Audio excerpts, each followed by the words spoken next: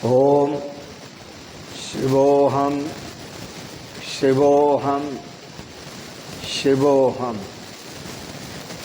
ओम सच्चिदानंद रूपाय विश्वोत्पत्त्यादिहेतवे तापत्रय विनाशाय श्रीकृष्णाय वयं नमः। श्रीकृष्णाय वयं नमः। ओम अखंडानंदबोधाय शिष्यसंतापहारिणे सच्चिदानंदरूपाय तस्मै श्री गुरवे नमः। तस्मै श्री गुरवे नमः। ओम पूर्व प्रसंग में श्रीमद् भागवत पर दार्शनिक विचार श्रवण कर रहे थे। भाव कुभाव अनख आलसु नाम जपत मंगल दिश दशहु। आप जैसे ही भाव से या कुभाव से भगवान का स्मरण करते हैं, भगवान बहुत दयालु हैं, वो आपका उद्धार करते हैं, वो आपको प्राप्त होते हैं। क्योंकि जिस किसी भी प्रकार से आपकी जो प्रीति है, आपका जो आपकी लगन है, वह भगवान से लगी हुई है।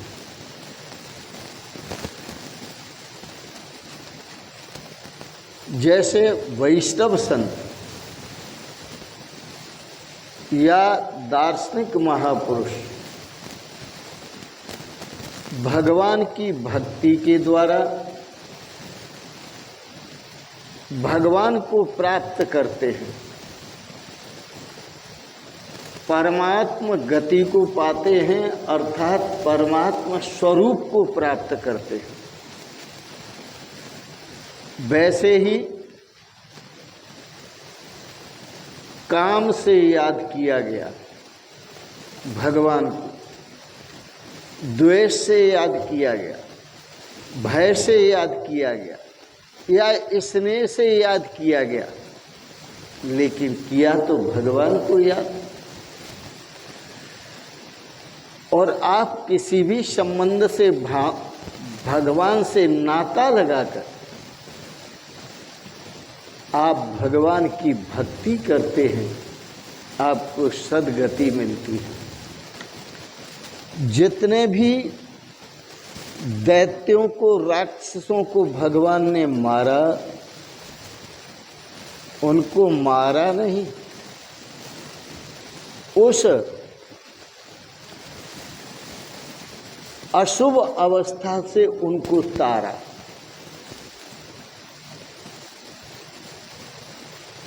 उन्होंने सद्गति प्राप्त की। जो जिस भाव से भजता है, लक्ष्य एक ही है, भाव कुछ भी रहा हो, लेकिन भजता तो भगवान को है। चाहे तो काम का भाव हो, द्वेष का भाव हो, भय का भाव हो, स्नेह का भाव हो, लेकिन है तो भगवान। श्रीमद् भागवत में 7वें स्कंद में बड़ा सुंदर उदाहरण है। अध्याय 1 और 35वें श्लोक में गोप्यः कामात् भयात् कंसु द्वेषाच्चेद्यादयो नृपाः संबंधात् विष्णयाः स्नेहाद् यं भक्त्या वयम विभो। कुछ गोपियों ने कृष्ण भाव को काम भाव से भजा, कुछ गोपियां काम भाव से भजती थी भगवान कृष्ण को। कृष्ण का स्वरूप देखकर भले ही उनके मन में, गोपियों के मन में काम का भाव जागृत हुआ, लेकिन भगवान स्वयं अपने आप में तो निष्काम हैं, तो वह गोपियां काम से प्रभावित होकर, काम से आकर्षित होकर उस निष्काम प्रभु का ध्यान करती हैं। निष्काम कृष्ण का ध्यान करती हुई गोपियां निष्काम हो गईं। लेकिन याद रखना, यदि आप जगत के, संसार के स्त्री पुरुषों का ध्यान करते हैं और काम भाव से ध्यान करते हैं, तो ध्यान रखना कि जीवन नरक बन जाएगा, आप नरक में जाएंगे। श्री कृष्ण के प्रति काम भाव रखकर सतत उनका चिंतन करना, ये तो बड़ा अद्भुत है कि भगवान श्री कृष्ण के प्रति काम भाव रखकर सतत चिंतन करती हुई गोपियां निष्कामता को प्राप्त हुई, निष्काम भाव को प्राप्त हुई। इसलिए परमात्मा के पूर्ण निष्काम होने के कारण अर्पित किया गया काम भी निष्काम हो जाता है, वह भी निष्काम में परिवर्तित हो जाता है। क्या बात है! जैसे गंदे नाले का जल यदि गंगा जी में जाकर मिल जाता है तो वो भी गंगा जल हो जाता है। गुणा गुणज्ञेषु गुणा भवन्ति ते निर्गुणम प्राप्य भवन्ति दोषा आस्वाद्यतोया प्रवहन्ति नद्या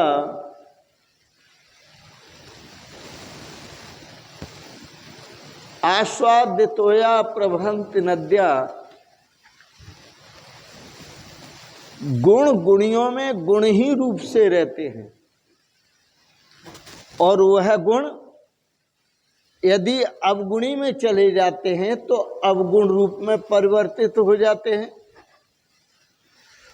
और अवगुणी के अवगुण यदि गुणी के अंदर आ जाते हैं तो वह गुण रूप में परिवर्तित हो जाते हैं। जैसे गंगा जी का जल, छोटे पर एक बात कहा करते थे, गंगा में से नहर निकाली, नहर में से बम्बा और बम्बा में से गूल निकाली, छोटा नाला, घर घर डोले गंगा। तो वो जल जब छोटी नालियों के द्वारा नाले में गिरता है तो वो गंदा हो जाता है, गुण अवगुण में बदल जाता है, और वो नाले का जल जब गंगा में गिरता है तो वो अवगुण गुणों में बदल जाता है। ये ऐसा स्वाभाविक प्रभाव है। प्रभु तो सर्वसमर्थ हैं। काम का जन्म जो होता है वो रजोगुण से होता है, और परमात्मा जो है वो रजोगुणमयी बुद्धि से परे हैं। ईश्वर के पास काम नहीं जा सकता, परमात्मा के पास काम नहीं जा सकता। भगवान शिव को देखो, गया था काम, बस जला करके भस्म कर दिया।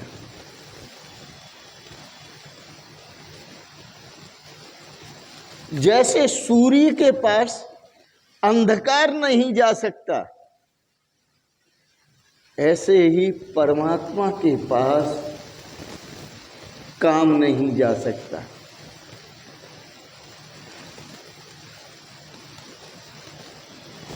गोपियों ने काम से जिनका चिंतन किया वो अपने आप में पूर्ण निष्काम थे।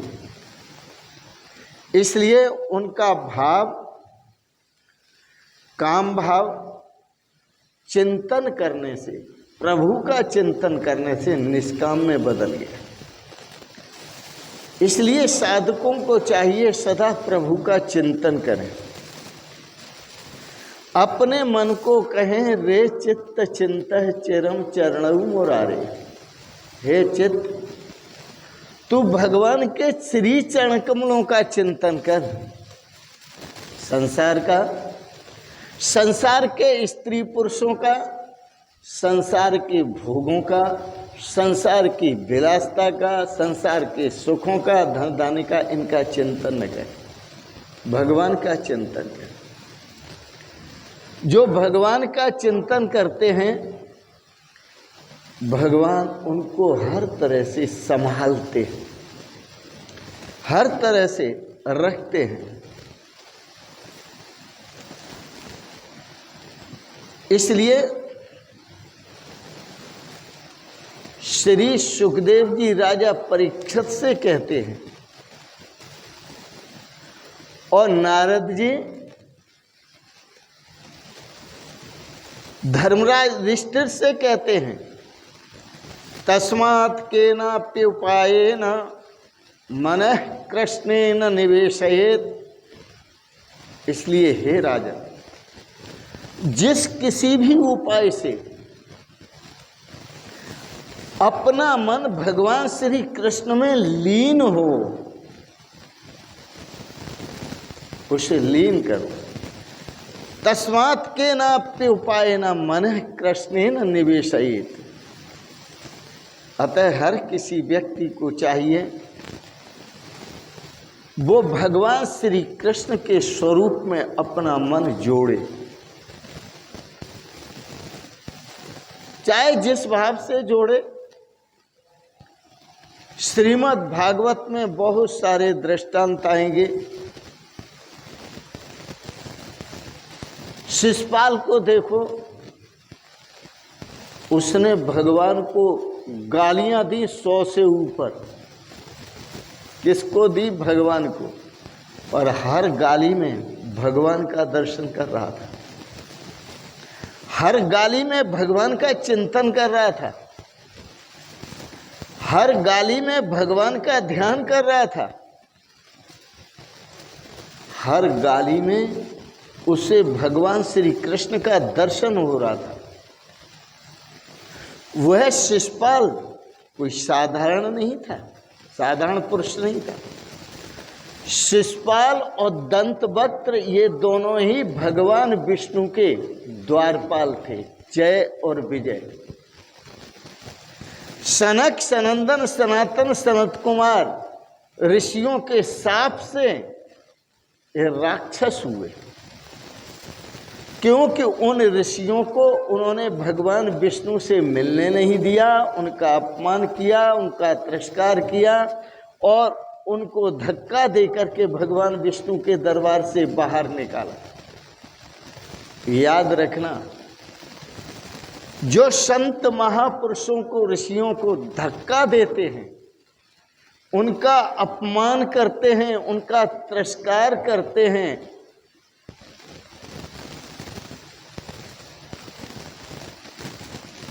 उनका तिरस्कार करने वालों का, अपमान करने वालों का, धक्का देने वालों का पतन होता है।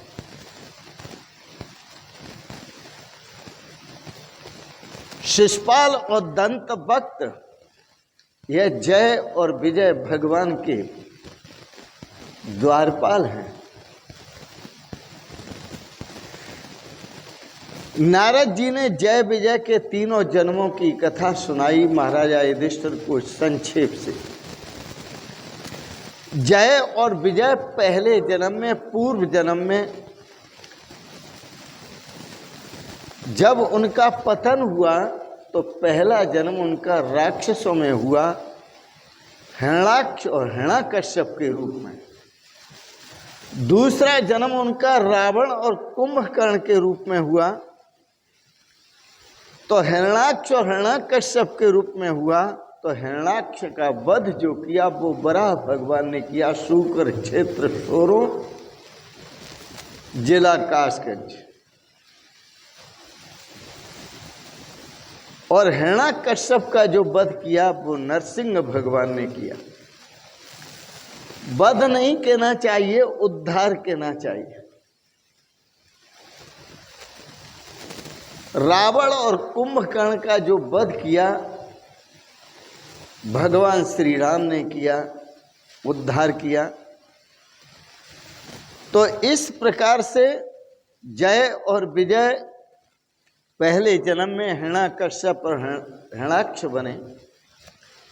इसमें प्रहलाद की कथा प्रारंभ होती है।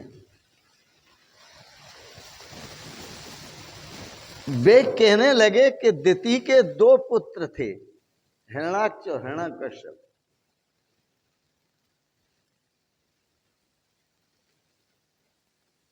वराह भगवान ने हिरण्याक्ष का वध किया था। धर्मराज युधिष्ठिर ने श्री नारद जी से पूछा, प्रार्थना की, मैं प्रहलाद की कथा विस्तार से श्रवण करना चाहता हूं। वे महान भगवत भक्त थे, फिर भी हिरण्याकश्यप ने उन्हें क्यों मारना चाहा?